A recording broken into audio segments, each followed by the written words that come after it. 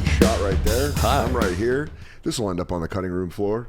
I don't do a beginning. I feel weird doing a podcast beginning, especially with like you. So you don't do like a, we got Joe List in the house? But that's where I get, that's where you say all the nice things Do about you want me to do that? You'll be the only person I'd do that for. Well, I gotta look like an asshole then. Well, you don't know. We can edit around it. This will end up on the internet. I like to do a podcast and then listen to the intro where people are like, You really Joe List do. is the funniest guy ever. He's number. Well, when you listen to like Marin, he's like, Albert Brooks is a genius. Well, you just Granted, do he's it a with you in the genius. room. That's what I'm saying. Oh, you think I'm going to go and record? Nah, this is all. We record all right here. You see it all made. Well, when you're on my podcast that one time, but I've never done Tuesdays with Stories. No, well, we don't have guests because people. Have you ever had hate them. guests? We did at the beginning. I think you did do it. Or at the beginning, you must have done it. Yeah, I must like have. 15 years or 10 But years did you ago. feel like people were just being like, "Hey"? Well, we would have guests. You don't like saying no. We would have guests. Well, the original inclination of the original idea for the show was to have like 2 guests, to have 4 or 5 comics. I wanted it to be a group all catching up on what they did that weekend. Sure. And so we had 2. The first few we had 2 on. In fact, I had DeRosa on. We got in a big fight the first episode. Really? Yeah, On it was. episode Like, one? it was. Yeah, we really just went at it. But which we've done many times. Of Go course. back into the vaults of Tuesdays with Stories and watch that fight. I think it's on our Patreon. But so it started with 4 guests. Then we went 1 guest, and then a couple we did without guests, and people were like, "This is the show," because we just go into George and Jerry immediately, and people were like, "Get the guest out of there." Yeah. But sometimes you have guests on podcasts where you're like, "Do you know there's an audience?" Like I know we're sitting in my living room, but like thousands of people are listening to this. They'll be like, "Yeah, I don't know.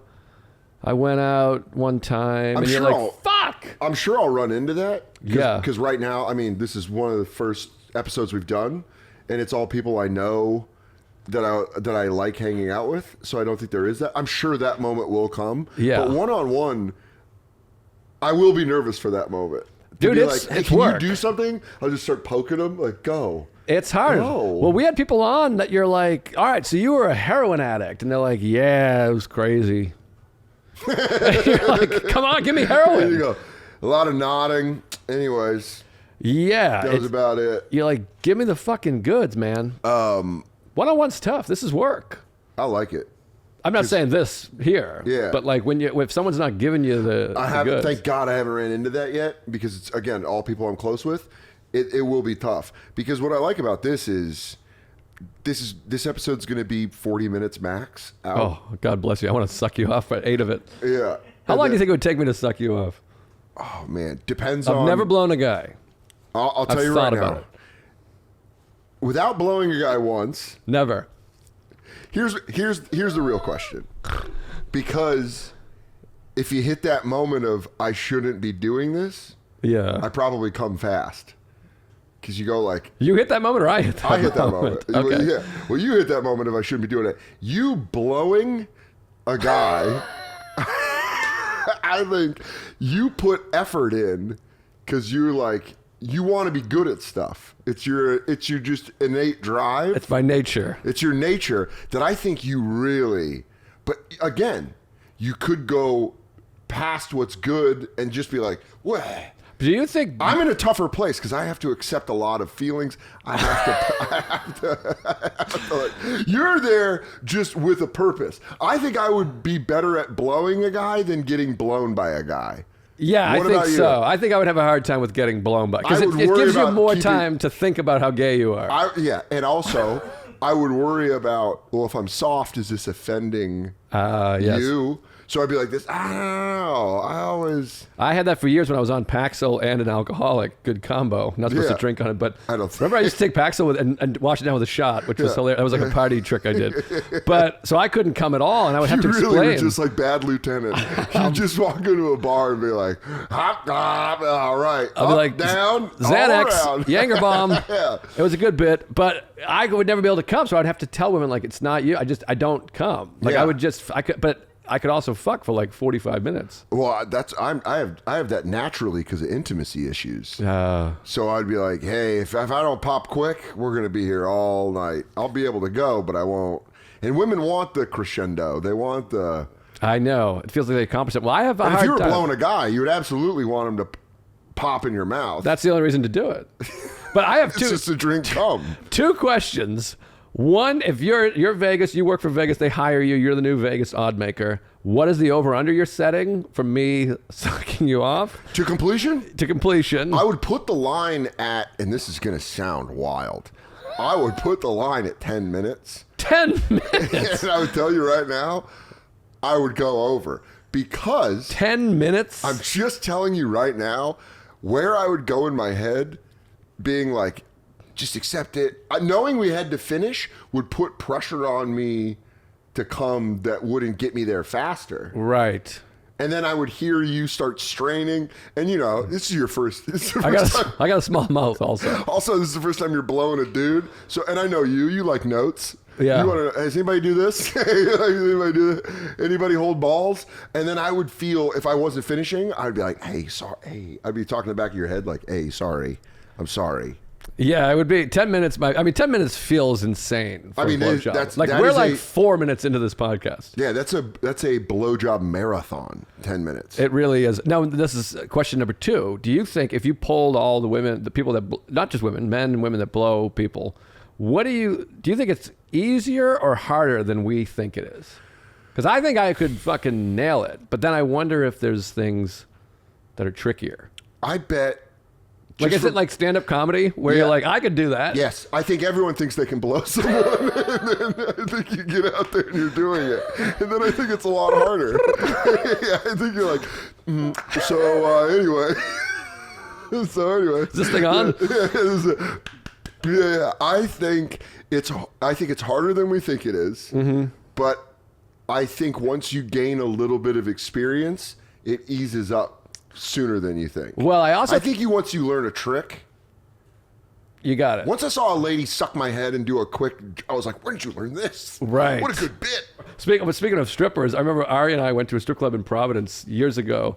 Many, many, many, many years ago. You can't even believe how many years ago it was. Decades ago. But we went and decades. The lady came out and she was like, we were like, oh, what's your name? She was like, Summer. And I'm like, I'm Winter. And she went, oh. And I was like, I was like, why did I do that? It was in me. It just came out. Oh, and you really did. You thought it was there. It's not like I thought, like, Did you know I'm going to hit her with this. Was it one of those interceptions where right when it came off the hand, you knew it was going right into her chest? Yeah. Like you knew you threw a pick immediately? You throw it, and you're like, fuck, they're in a nickel. I didn't see. There's an extra DB up there. Oh, she's breaking on it. She's fucking breaking on it. You're talking about being a fan of getting your son into that. I'm not a hockey guy. You took me to one of my first hockey games when we went all out to Long Island to watch the Leaves and the Islanders, or Bruins Islanders. Yeah. I'm a Bruins fan. Yeah, baby. Because I've never had, I liked the Avs a little bit when I was in Denver. Yeah. But I never stuck with them. Right. I didn't get into the Rangers. And Katie's like, they're like you. It's bees first. Well, that's the thing. It's like, Sarah's not a sports fan. I'm like, I can't have a fucking partner who's like rooting for the other team. And I think we've talked about this. Like, people like the Patriots being in the Super Bowl, like, we're all going to the cellar for the Super Bowl. I'm like, I'm not watching my team in a Super Bowl with other people. It's insane. I had this. But maybe you're different. I don't know. No, I had this exact same thing happen last year. It was, I knew I was leaving the bonfire, and it just, the way the universe worked, it was Eagles 49ers in the NFC Championship game. And Jay was like, oh, I'm having a party. Come over and watch it. And I was like, no. I was like, I'm going to watch it at home because it's going to be all Eagles fans. And I take this seriously. Yes. I love the 49ers. I will not do well. I had this fucking 4 or 5 years in a row, and Bobby would be like, dude, you come to the cellar. I need some Patriots fans. Bobby's not a real football fan, though. I'm like, I'm not trying to disparage. I'm going to bring this up, by the way. Like, I think this episode's coming out after I go on the bonfire when the 49ers play the Eagles. I will say this loud and proud. I bet Bobby Kelly can't name 5 Patriots players. Well, this is the thing. I'm like, which is hard this year, but it is a little tricky.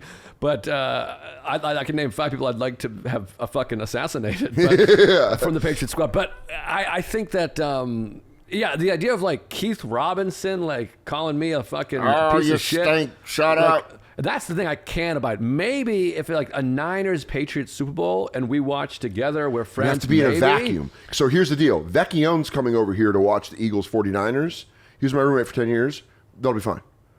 It's the thing that drives me crazy is when people are rooting against your team for fun. Yes. And they're like, "That's right, bitch," and you're No. like, I don't understand. You're like, I live this life. Yeah. No, I was fucking. We listened to games on the radio because they weren't on TV. I gave Jay an exact example of why I don't want to go over. I didn't want to go over to Jay's, not because of Jay, not because of Vecchione, not because of the people that like the Eagles that I'm friends with.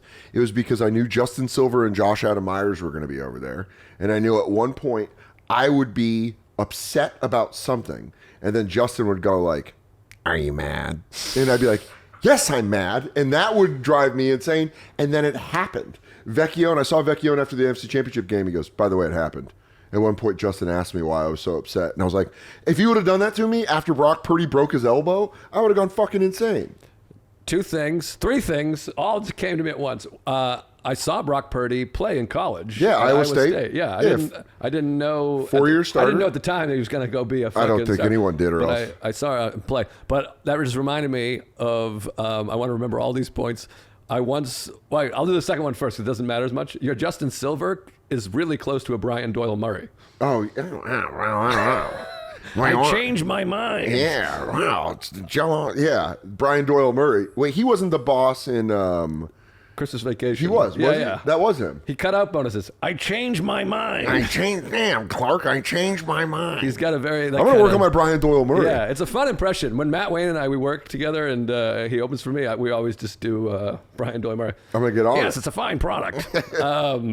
He's great in the Bubble Boy episode of Seinfeld. Anyways, last point, most important to the topic. Well, because I think you and I are very similar in that personality aspect, where we would rather go over the top to prove humility than be misconstrued as confident. Well, I used to get mad at you for this, and I remember yelling at you. I was like, just enjoy it. You're killing it. Because you're like, yeah, New Faces was gay. I didn't enjoy it. Like, I got on Billions. I remember. And I'm like, this just fucking don't be fake bitter. Be happy. Just succeed. You're succeeding. I remember Joe specifically when I was waiting tables at Dos Caminos. I always go, well, I'm not a comic, I'm a waiter. And Joe would pull me aside and go, don't do that.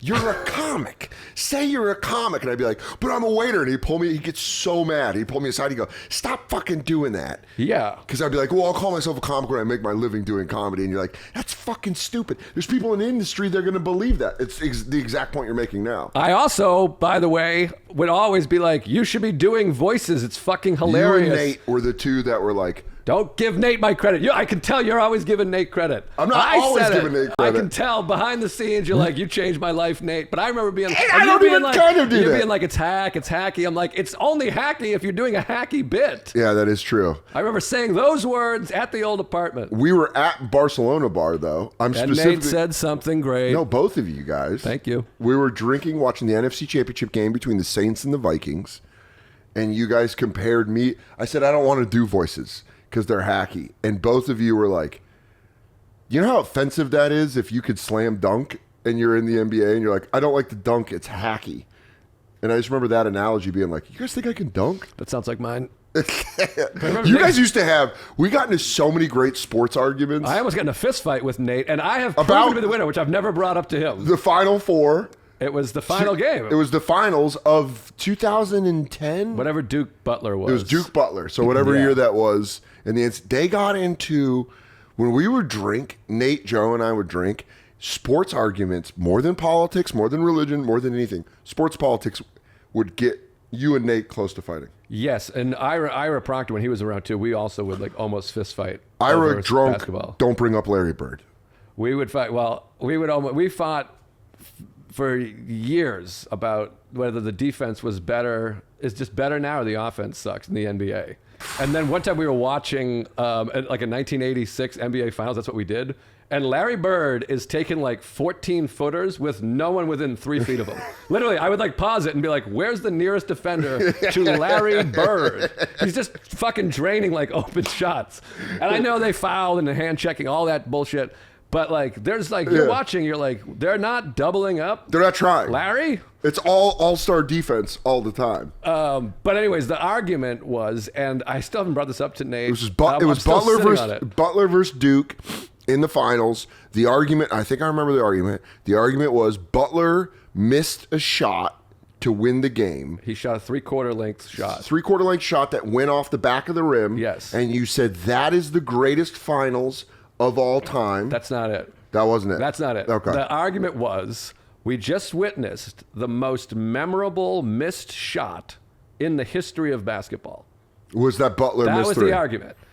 And I thought that's just a slam dunk of a contest. And my Butler as a argument Cinderella taking on Duke, which at the time had Coach K. They were still in the dynasty mode. Yes, and the point was that the ball was in the air. We didn't know who was going to win. Yes. Duke had the lead. Yes. So you're like, the ball is hurtling through the air. But they were only up by shot, two, like the one or buzzer's two. going off, and I'm like, if this goes down, there's 5 seconds that the ball's in the air, however long a ball is in the air from 3/4 of the court, and you're like, we don't know who won the game. We're at zeros, and we don't know which team won. It hits the back of the rim, and I said that's the most memorable missed shot in history. And my argument then and now is, if it's not that, what is? Yeah, what? Name another memorable miss. That's that big. And by the way, that is the only missed shot in the introduction to when you watch the NCAA tournament. The fucking that's not the right music, but whatever. But I feel like you clip that off the TV and send it to Nate and I? I feel like you have I've brought it never up. brought it up because I'm scared of Nate. He's gonna like fly his private jet into my house and shoot me. He's got a hit squad now, and they don't curse. They're clean. But I think I remember you recording the opening of That's possible. CBS NCAA, and you being like, "Do you see which?" And I'm not talking about now. I'm talking about a year or two after it happened. That might be. Because I think it was a thing of you poked the bear on that one. Yeah. And Nate was like, I mean, what the hell? And I think can't you remember really, that. I remember getting you recording your TV and being like, did you see what shot was in the beginning? So what, are you a basketball fan? I mean, like, what's another shot? I mean, like, Patrick Ewing has 'Cause that famous, like, finger roll against the Bulls that goes out. Misses are out of my, because I would tell you Valparaiso. I would tell you all the ones that were like big shots where they hit it. Right. Obviously, NC State, we weren't alive for that, or we were babies. Right. But misses are all out of my mind. I don't know. Yeah, there's not really memorable missed shot. I mean, LeBron, I think, maybe like threw up an air ball or something trying to win. But like most shots that are memorable are makes. Yes. But that shot was so iconic to me and still plays at the beginning. There's no other fucking missed shot. I mean, that was a massive miss. Larry has a big miss against the Lakers. Magic hit the runner. I think it was like game 487. Magic hits the hook shot, and there's still time left, and Larry throws up a corner three that rims out. That's a very famous miss from Larry. Did you ever hear what happened with the fight with Nate? Oh, with the Butler Duke. What happened? Oh, we just kept fighting and They fighting. still fight about it. No, he never. Yeah, no, neither one of us relented, and I was like, time will tell. I think I ended with time will tell, and You did. I'm right. I would love if there ever is a moment where all of us are together and you happen to be documenting whatever Nate is doing. We've got to remember this just to button this episode. We'll put it back on, or as an extra clip. Well, You're with well, him. here's my. Ask him about Butler versus Duke. Here's my. He'll act like he doesn't remember. Here's my. He remembers that. Nate remembers every sports argument we've ever had. Well, here's my argument then and still now. If it's so definitively not, which was his argument, he's like, absolutely not, no way. You should be able to name 3 to 5 examples more of more, because if it's dismissible, then there should be several. It should then be what this knocks date, it this off? date, this What date. knocks it off the Mount Rushmore if it is? There should be many examples. It's like when someone's like, that guy's a piece of shit, and you're like, well, what did he do? Well, I can't really put my finger. I'm like, you should be able to name 10 things if you're calling him a piece of shit. You and Nate drunk really was Frost versus Nixon. I mean, you guys would debate in ways. It was bad. You guys would get drunk, and I would sit in the middle because I'm a people pleaser. But I would watch you guys get into it, and I'd be like, it would escalate in ways where I'd be like, whoa, whoa, whoa, whoa, whoa, whoa, whoa. Oh, I remember we went to Kuwait together, me, him, and Scott Kennedy, who's since passed, great guy. And he did his own thing because he just went all the time. So Nate and I, it was just the two of us for like days. And when you do those USO things, it's like it's all downtime, like so much of it. And I can remember like we like fucking hated each other for like hours because we were arguing about, I don't know, Scottie Pippen or Clyde Drexler. I don't remember watching this game. I don't remember this shot. I barely remember John List.